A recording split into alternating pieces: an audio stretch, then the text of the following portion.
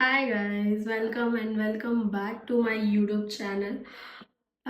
ನನ್ನ ಮುಖ full oily ಕಾಣತೈತಿ ನಂಗೆ ಗೊತ್ತೈತಿ. ಸೊ ಇವತ್ತು ನಾವು ಸೀಸನ್ 1 ಎಪಿಸೋಡ್ 4 ನೋಡತ್ತೀವಿ.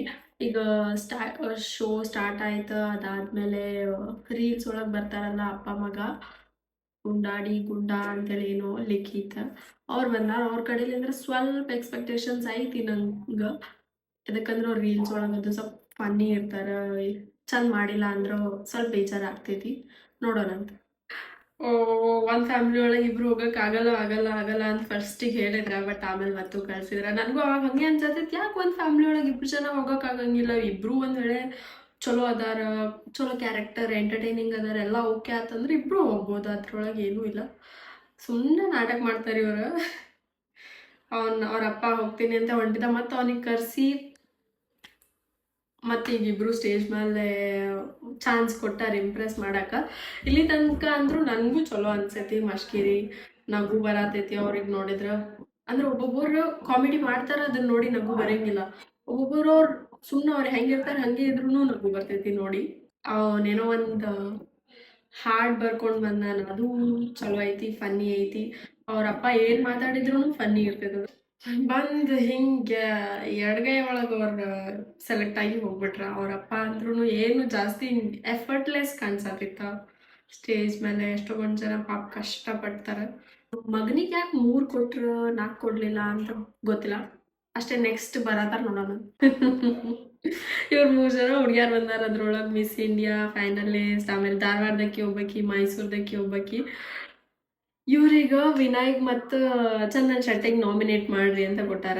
ಈ ಧಾರವಾಡದಕ್ಕಿ ಮತ್ತು ಮೈಸೂರ್ದಕ್ಕಿ ಇಬ್ರು ವಿನಾಯಕ್ ಸೇವ್ ಮಾಡಿ ಚಂದನ್ ಶೆಟ್ಟಿಗೆ ಡೇಂಜರ್ ಒಳಗೆ ಹಾಕಾರ. ಏನು ಡಬ್ಬಾ ರೀಸನ್ಸ್ ಕೊಟ್ರ ಬೋರಿಂಗ್ ಅನ್ನಿಸ್ತ. ಆಮೇಲೆ ಈಗ ಅನ್ನತ್ತಾಳ ಸ್ಟಾರ್ಟಪ್ ಅದು ಇದು ಏನೇನೋ ಹೇಳಿ ವಿನಯ್ಗೆ ನಾಮಿನೇಟ್ ಮಾಡಿ ಚಂದನ್ ಶೆಟ್ಟಿಗೆ ಸೇವ್ ಮಾಡತ್ತಾಳ. ನನಗೆ ಕೇಳಿದ್ರೆ ಮೂರು ಮಂದಿ ಕ್ಲಿಯರ್ ಆಗಿ ಮಾತಾಡತ್ತಾರ. ಹಿಂಗೇನು ಸ್ಟೇಜ್ ಫಿಯರ್ ಅದೇನು ಹೆದರಾತಿಲ್ಲ.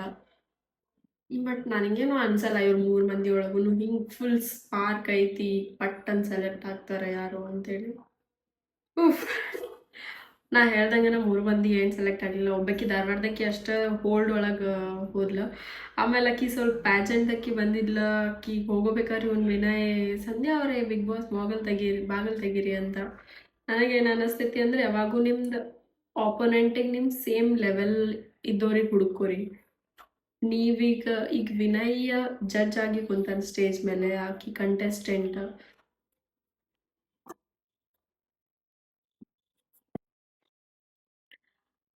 ಇವ್ರು ಇಬ್ರು ಡಾಕ್ಟರ್ ಅಂತ ಬಂದಿದ್ರಿ ಈಗ. ಆಕಿ ಫಸ್ಟ್ ಬರೋವಾಗ ಮಾತಾಡ್ಕೊಂಡು ಬಂದ್ಲ. ಏನೋ ಒಂದು ಚಲೋ ಇಂಪ್ರೆಷನ್ ಕ್ರಿಯೇಟ್ ಮಾಡಿಲ್ಲ. ಆಮೇಲೆ ಅವ್ನ ಇಂಟ್ರೊಡಕ್ಷನ್ ಕೊಡ್ಲಾರ್ದನ ಡೈರೆಕ್ಟ್ ಆಕಿ ಮೇಲೆ ಅಟ್ಯಾಕ್ ಮಾಡಿದ. ಅದು ಸ್ವಲ್ಪ ಫನ್ನಿ ಇತ್ತು ನೋಡಕ್ಕೆ. ಆಮೇಲೆ ನನಗೆ ಅನ್ನಿಸ್ತು, ಇಲ್ಲಿ ತನಕ ಬಂದಿದ್ದ ಕಂಟೆಸ್ಟೆಂಟ್ ಒಳಗೆ ಸ್ವಲ್ಪ ಕರೆಕ್ಟಾಗಿ ಕಂಪೋಸ್ಡ್ ಆಗಿ ಮಾತಾಡಿದ್ದು ಇವನೇ ಒಬ್ಬನೇ. ಬಟ್ ಅವ್ನಿಗೆ ಯಾಕೆ ಹೋಲ್ಡ್ ಒಳಗೆ ಹಾಕಿದ್ರು ಗೊತ್ತಿಲ್ಲ. ಇಬ್ರಿಗೂ ಹೋಲ್ಡ್ ಒಳಗೆ ಹಾಕ್ಯಾರ. ಬಟ್ ನನಗೆ ಕೇಳಿದ್ರೆ ಇವನು ಸ್ವಲ್ಪ ಬಿಗ್ ಬಾಸ್ ಮನೆ ಒಳಗೆ ಹೋದ್ರೆ ಚೆನ್ನಾಗಿ ಮಾತಾಡ್ತಾನೆ, ಎಂಟರ್ಟೈನ್ ಮಾಡ್ತಾನಿಲ್ಲ ಗೊತ್ತಿಲ್ಲ. ಬಟ್ ಸ್ವಲ್ಪ ಮಾತಾಡ್ತಾನೆ ಅಂತ ನಂಗೆ ಅನಿಸ್ತೈತಿ.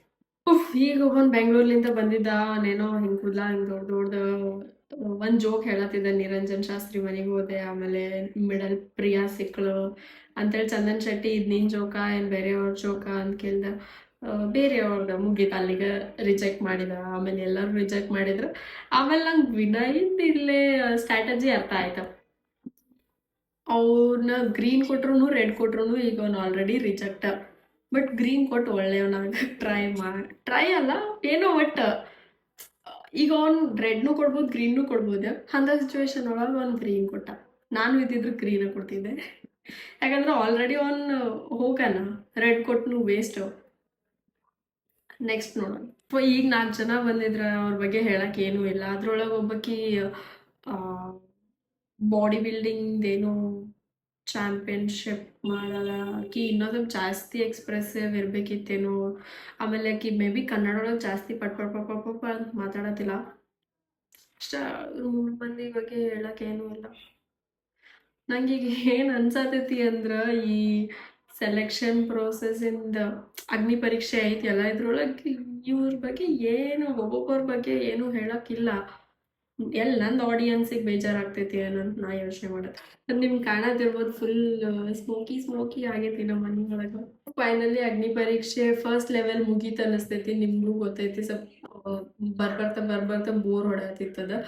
ಆಮೇಲೆ ಲಾಸ್ಟಿಗೆ ಇವ್ರು ಸ್ವಲ್ಪ ಜನ ಕಂಟೆಸ್ಟೆಂಟ್ಸ್ದು ಪಟ್ ತೋರಿಸಿದ್ರು. ಹಾಗೆ ಎಲ್ಲರಿಗೂ ತೋರಿಸಿದ್ರು ಚಲೋ ಇರ್ತೈತೇನೋ.